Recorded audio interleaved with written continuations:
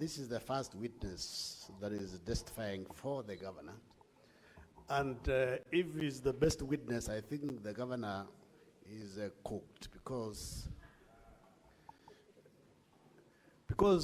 Honorable Speaker, you cannot be reminded to come to work and carry the tools of work, as Senator Sika said. That is common sense. You cannot go to school without your books.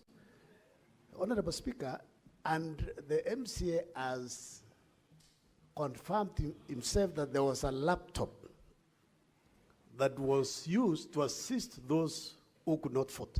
How come the 18 of them could not volunteer and go to be assisted or walk out because they did not agree with the process? In this house, sometimes when we do voting, if the minority side are aggrieved or they are not agreeing with us, they walk out. How come you didn't walk out or went to the clerks and assist you to vote?